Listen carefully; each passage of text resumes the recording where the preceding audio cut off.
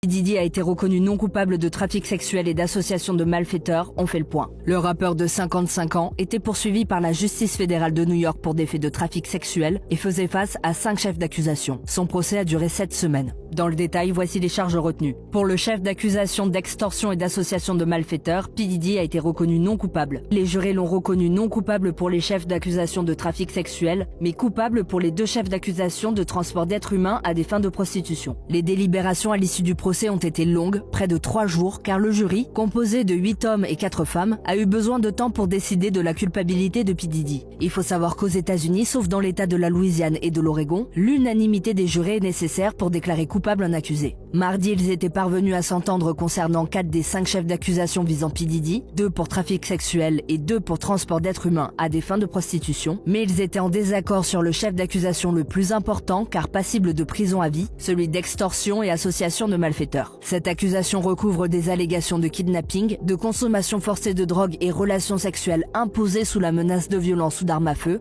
de corruption, de subordination de témoins, de travail forcé, de transport à des fins de prostitution et d'incendie criminel. Pour déclarer P. Diddy coupable, le jury devait uniquement convenir qu'il était responsable de 2 de ces 8 éléments, d'après le juge Arun Subramanian qui a dévoilé la sentence. On le rappelle, P. Diddy était accusé d'avoir forcé des femmes, dont sa petite amie de 2007 à 2018, la chanteuse Cassie, et une ancienne compagne ayant témoigné sous le pseudonyme de Jane, à se livrer à des marathons sexuels avec des hommes prostitués pendant qu'ils se masturbaient ou filmaient. Il lui était également reproché d'avoir mis en place un réseau criminel dont il était à la tête pour organiser ses soirées blanches, des soirées sexuelles orgiaques longues de plusieurs heures ou jours, aussi surnommées freak-offs, où de la drogue pouvait circuler. Depuis 2024, plusieurs dizaines de participants, souvent des jeunes femmes, affirment y avoir été forcés à avoir des rapports sexuels. Au cours de ce procès, le jury a entendu 34 témoins, dont d'anciennes petites amies, d'anciens employés de P. Diddy, des escortes masculines et des agents fédéraux. L'artiste avait plaidé non coupable contre toutes les accusations portées contre lui. En parallèle de ce procès, P. Diddy fait également l'objet de 78 plaintes au civil pour violences sexuelles, dont certaines incriminent par ailleurs d'autres membres de son entourage, notamment 2 de ses fils. Pour rappel, P. Diddy est une personnalité importante de l'industrie musicale, notamment comme producteur de rap et hip-hop. C'est également un homme d'affaires à succès. En 2024, le magazine Forbes estimait sa fortune à 400 millions de dollars.